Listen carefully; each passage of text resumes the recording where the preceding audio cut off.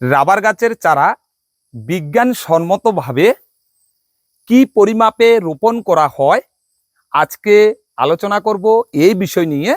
এবং এই সদ্য যেই চারাগুলি রোপণ করেছে সেই বিষয়গুলি আজকে এই ভিডিওতে তুলে ধরব। হ্যাঁ, এই যে এখানে দেখতে পাচ্ছেন এই রাবার বাগানটা এই বৎসর লাগানো হয়েছে।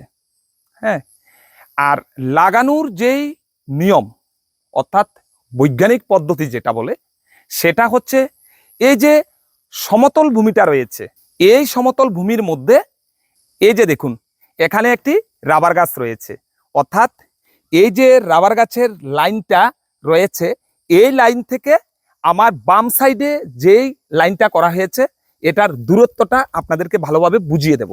হ্যাঁ, এই যে দেখুন, হ্যাঁ এখানে আরেকটি রাবার গাছের লাইন রয়েছে, অর্থাৎ এখানে একটি লাইন রয়েছে, আবার আমার ডাইন সাইড দিয়েও একটা লাইন রয়েছে। এই যে একটা লাইন থেকে আরেকটা লাইনের দূরত্ব হচ্ছে 15 ফুট, আর একটি গাছ থেকে আরেকটি গাছের দূরত্ব, হ্যাঁ এই যে এখানে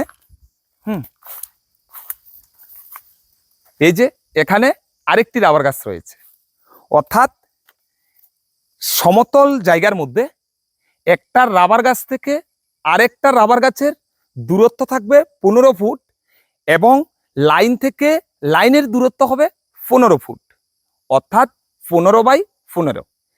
আর খাড়া জায়গার মধ্যে এই যে আমার উপরে যে খাড়া অংশটা রয়েছে এই খাড়া জায়গার মধ্যে অর্থাৎ ঢালু জায়গার মধ্যে, হ্যাঁ একটা রাবার গাছের লাইন থেকে আরেকটা লাইনের দূরত্ব হবে 20 ফুট এবং একটি রাবার গাছ থেকে আরেকটি রাবার গাছের দূরত্ব, এই যে দূরত্বটা, হ্যাঁ সেটা হবে 10 ফুট। তো যেটা হচ্ছে 10 ফুট বাই 20 ফুট।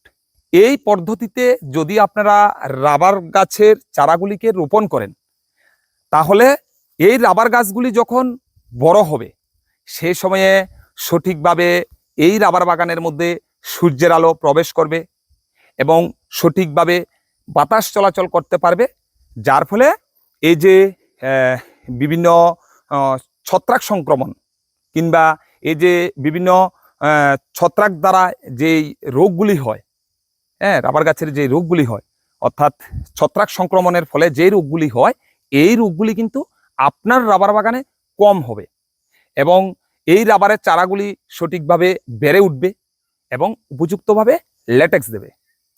তো বিষয়টা পুরোপুরি বুঝতে পেরেছেন। আজ এ পর্যন্ত, এতক্ষণ সাথে থাকার জন্য সবাইকে অনেক অনেক ধন্যবাদ।